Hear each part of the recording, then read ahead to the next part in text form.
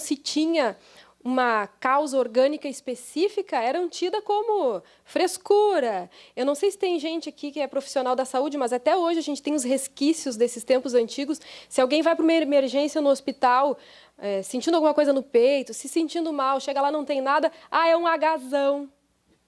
Está fazendo um agazão de histeria. Né? Porque o termo histeria, então, foi trazido pelo Freud para nomear uma doença que aparecia muito naquela época. Isso que nós não estamos nem considerando os transtornos de obsessão, que se mistura muito, porque tem alguns sintomas que são muito parecidos com alguns distúrbios mentais, como a gente vai ver em seguida. Mas o Freud, ele tinha, na época, estava se testando uma técnica que se utilizava da hipnose, antes de fundar a psicanálise. E ele tinha uma paciente que, de repente, sem mais nem menos, apresentou um quadro de cegueira. Tentava-se tratamento, não se conseguia, não se achava nenhuma origem orgânica para aquilo. E aí ele foi submetendo a paciente a sessões de hipnose, e nas sessões de hipnose ela sempre acabava retornando para a idade dos 5 anos, mais ou menos, e via o momento do desencarne do pai. Então ela via o pai deitado numa cama de hospital, aí voltava da hipnose, sempre aquele ciclo e não se levava a lugar nenhum. Até que um dia teve um detalhe que chamou a atenção do Freud, porque ela estava relatando a cena do hospital e ela disse que as enfermeiras estavam dançando e que tinha música. E aí ele começou a puxar, nossa, como assim? E foi perguntando, e foi indo, e acabou descobrindo que o pai não tinha desencarnado numa cama de hospital, ele tinha desencarnado num bordel. Mesmo sob hipnose, a repressão daquele fato dolorido para ela demorou para vir à tona. E tendo contato com aquela realidade que tinha se ficado reprimida no inconsciente, ela fez o que a gente chama de catarse, né? Teve aquele contato com aquela emoção muito forte, e aí a cegueira desapareceu. A partir daí, ele começou a criar a psicanálise, modificando a técnica, porque depois se viu que só com a hipnose os sintomas tendiam a voltar, foi criando-se outra técnica. Outras formas de psicoterapia foram sendo criadas, avançando ainda mais. Nós tivemos o discípulo do Freud, que é o Jung, que avançou a sonda investigativa muito mais profundamente no inconsciente. Temos as terapias cognitivo-comportamentais, as terapias humanistas, de psicologia transpessoal. E o interessante é que todas elas têm efeito terapêutico. Não importa qual é o caminho exatamente que se faça, a gente observa a melhora do paciente. Inclusive, tem estudos com neuroimagem, e isso é muito legal, é muito interessante, é muito atual também. Estudos com neuroimagem, né, que mapeiam fotos do cérebro depois de sessões de psicoterapia, as mudanças fisiológicas que ocorrem no cérebro. Então, o nosso espírito, a nossa mente, modificando a estrutura orgânica do nosso corpo. A gente já sabe disso, mas isso é a ciência comprovando, né? Então, é fantástico. Temos a psiquiatria, temos os psicofármacos cada vez avançando mais, suprindo necessidades orgânicas de substâncias que às vezes faltam no nosso organismo e que geram alguns distúrbios. Farmacoterapia e, sem dúvida, o apoio espiritual. É fato de quando a gente observa o trabalho da fluidoterapia, da desobsessão, da evangelioterapia associada às demais terapêuticas, a melhora do paciente é mais rápida, mais profunda. E aí eu tenho algumas coisinhas para compartilhar com vocês de alguns anos que eu trabalhei no Hospital Espírita.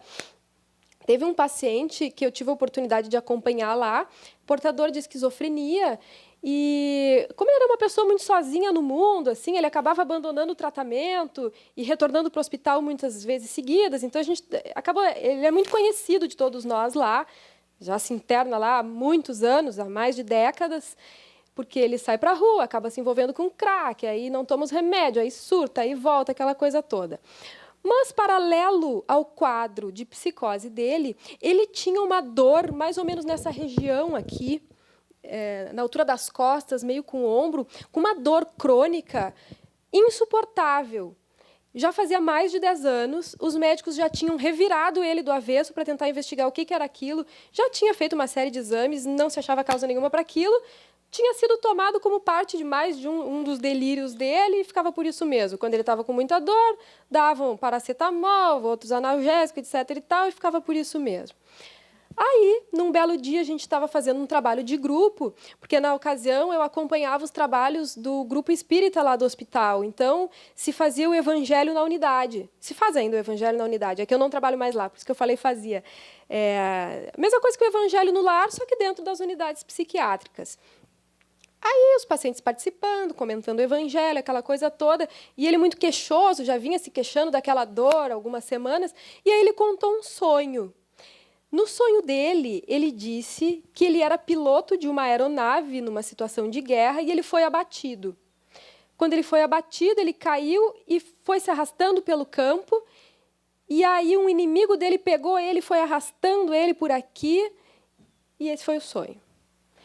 E daí eu pensei,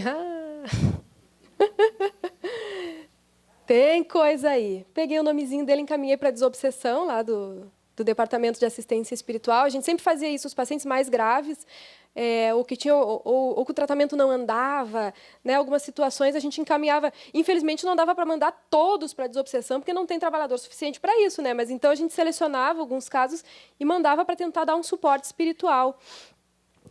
Foi feito o trabalho de desobsessão à distância para ele e a dor desapareceu. Ele continuou com os seus delírios, com o seu quadro psicopatológico, que sem dúvida é algo que provavelmente ele traga ainda de muitas encarnações e provavelmente vai levar muito tempo ainda para ir superando isso, né? Nem tudo é um quadro obsessivo, mas vocês veem que com o tratamento desobsessivo, uma parte do sofrimento dele se foi. Né? Então, esse é um dos muitos exemplos que a gente teve a oportunidade de acompanhar lá. Mas uma outra coisa que eu quero também ressaltar, voltando um pouquinho para a questão da farmacoterapia, porque às vezes a gente tem uma certa resistência com as medicações, né? Esses remédios fortes, eu não vou tomar essas porcarias aí, isso aí vai me fazer mais mal do que bem. Lá no hospital também, se vocês soubessem a quantidade de pessoas que reinternam por abandono de tratamento e de medicação.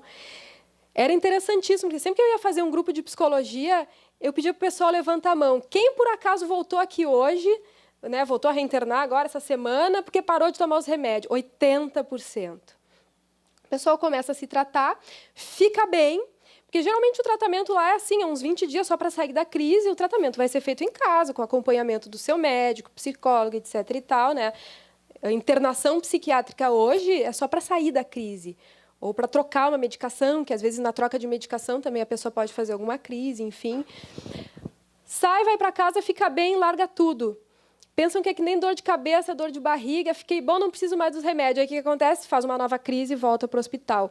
Então, esse era um trabalho constante que nós tínhamos que fazer, também da gente poder trabalhar o nosso preconceito com a medicação psiquiátrica, que, bem utilizada, é mais uma ferramenta que Deus oferece nas nossas mãos para minimizar o sofrimento humano. Podemos passar. Como razão das distonias mentais, nós temos o perispírito bombardeado por energias deletérias que geram o desequilíbrio. Pela lei das afinidades, o espírito é atraído para a reencarnação com os fatores genéticos e sociais para a redenção. Lembrando sempre que a vitória consiste no perdão, no auxílio, no esquecimento do mal e na prática do bem. Para poder reconstituir os tecidos sutis, né? Podemos passar. O espírito Manuel Filomeno de Miranda, que estuda muito as questões obsessivas, né? Ele coloca assim: loucos nós estamos quando ferimos e fazemos o mal. Quando sofremos um transtorno mental, estamos nos liberando das alucinações. O desequilíbrio da mente é transitório. E devemos sempre considerar as enfermidades psiquiátricas e os transtornos obsessivos. Foi perguntado para o Divaldo como é que a gente pode saber exatamente onde é que começa uma coisa, onde é que termina a outra. E ele, questionando a Joana de Ângeles, responde que é muito difícil, porque tem uma linha muito tênue onde essas duas coisas elas se encontram. Porque os plugs que nós disponibilizamos quando nós nos encontramos numa situação de obsessão, vamos dizer assim, eles passam pelas nossas fragilidades emocionais. Então, chega sempre um ponto onde essas coisas estão ligadas. E é importante também trazer como mais um elemento, né? Isso o Emmanuel que coloca, que num futuro muito próximo vão ser considerados psicopatologias o ódio, o ressentimento, a promiscuidade, a prostituição, né? A gente esquece às vezes que esses estados da alma são psicopatológicos. Eu gostaria, então, agora de fazer um percorrido por alguns dos principais transtornos mais comuns na nossa sociedade hoje. Tem muitos, não dá para falar de todos, mas pelo menos assim, a esquizofrenia, a depressão, o transtorno bipolar, as ansiedades, o pânico, a dependência química. Eu quero dar uma rápida passada por esses transtornos, né? Como é que eles se constituem do ponto de vista psicológico e também a visão, especialmente da Joana de Ângeles e da doutrina espírita como um todo. Os transtornos psicóticos se caracterizam por uma ruptura com a realidade. Há uma desagregação do pensamento e um desequilíbrio do afeto. Aquele material debaixo do iceberg que a gente via antes irrompe para a consciência, só que num estado em que nós ainda não estamos preparados para acolher, porque chega um momento em que a nossa consciência ela vai se expandindo, vamos dizer assim, quando a gente vai se aproximando do estado angelical, né? E aí nós vamos abarcando aquele conteúdo inconsciente, mas já com uma estrutura que pode suportar. Se esse material ele rompe agora, a gente ainda não tem estrutura, então a gente se desequilibra, a gente se perde entre o que é real, o que não é, e a gente faz um surto psicótico. As causas são fatores físicos externos, que podem ser tóxicos ou infecções, ou internos, distúrbios dos órgãos, do metabolismo, a que o espírito é atraído pela lei de causa e efeito.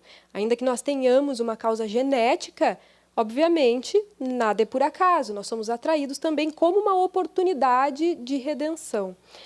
Máquina em desequilíbrio traz dificuldade para o condutor. Condução irresponsável gera maquinaria em desarticulação, também do Manuel Filomeno de Miranda. A esquizofrenia é um transtorno psicótico. A Joana de Ângeles, no livro Triunfo Pessoal, ela fala bastante sobre isso. Quem tiver interesse em dar uma olhadinha, o livro Grilhões Partidos, também do Manuel Filomeno de Miranda, a esquizofrenia tem causa hereditária. Ela pode ser desencadeada por traumas orgânicos ou emocionais, pela consciência de culpa por crimes do passado, que perturbam as sinapses entre os neurônios cerebrais. A obsessão produz fenômenos semelhantes, pela perturbação imposta aos neurotransmissores. Mas não deixa de ser um aprendizado do espírito também rumo à individuação.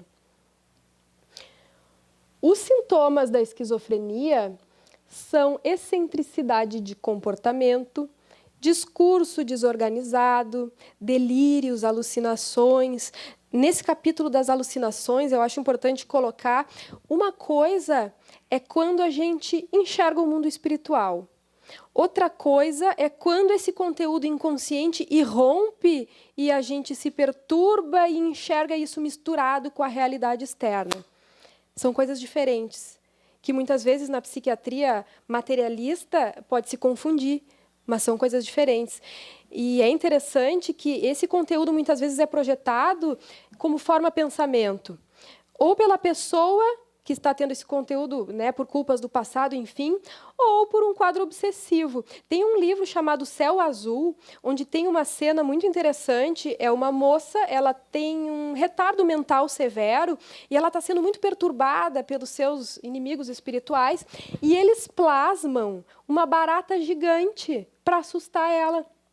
Ela enxerga a barata gigante e grita desesperada que está vendo aquela coisa toda e todo mundo pensa que ela está alucinando, e aquela coisa toda, e é uma forma pensamento ali criada pela obsessão para incomodar aquela pessoa. Então, a gente tem que ter sempre esse cuidado desse diferencial, o que é uma alucinação verdadeiramente, o que não é. Embotamento afetivo, a pessoa fica num estado assim sem emoções, disfunção social e ocupacional, isso tudo diferenciando de uma condição médica geral, Por que isso? Porque, de repente, o sujeito pode estar com um tumor cerebral, alguma outra coisa, enfim, tendo essas características aí, não ser uma esquizofrenia. O tratamento vai ser outro. Tem 2 filmes interessantes que exemplificam bem a esquizofrenia, que é o Shine e Uma Mente Brilhante. Não sei se vocês tiveram a oportunidade de ver. A Mente Brilhante, o cara é um matemático fantástico, e depois, na medida em que ele faz o tratamento, ele consegue, né, levar a sua vida. E o Shine tem uma cena que eu acho muito bonita. Ele tá num quadro de surto, assim, andando pela rua, parece um mendigo, assim, num estado horrível. E aí ele vê um café, acho que era um café, e tinha um piano, pessoas tocando piano e tal, e ele tocava piano. E ele entra lá e o pessoal começa a debochar dele e fazem um comentário em voz alta assim, toca aí não sei o quê. Eu não lembro bem qual era, se era Mozart, se era Beethoven, se era Paganini, mas era assim, era uma música dificílima, erudita, e ele sabia tocar. E o pessoal estava ironizando e falando aquilo, ele disse, eu toco. Foi lá, sentou no meio do surto dele e tocou maravilhosamente bem. O que mostra que todas aquelas qualidades adquiridas do espírito estão ali. Se uma partezinha dele está tomada pela doença, pela esquizofrenia, né, teve essa mistura da realidade interna com a externa, não é o todo dele que está ruim. Permanece uma boa parte da sua personalidade muito saudável, maravilhosamente bem. Então, isso é importante da gente saber também, para irmos nos despindo dos preconceitos e saber quem sofre de uma psicose não fica psicótico o tempo inteiro. Tem os seus momentos de crise, faça o tratamento e vive muito bem, obrigado. E graças a Deus, a ciência avança, devagarinho, mas avança, e a espiritualidade nos oferece muitos recursos também para amenizar isso. Os transtornos de humor. Nós temos a depressão e o transtorno bipolar.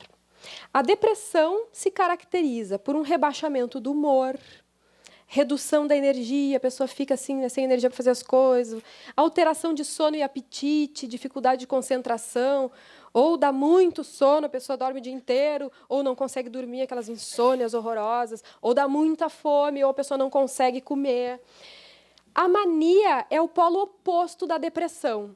É um estado de euforia ansiosa associada a um sentimento de grandeza e agitação psicomotora, com envolvimento em atividades de potencial danoso. O transtorno bipolar é essa oscilação entre as polaridades maníaca e depressiva.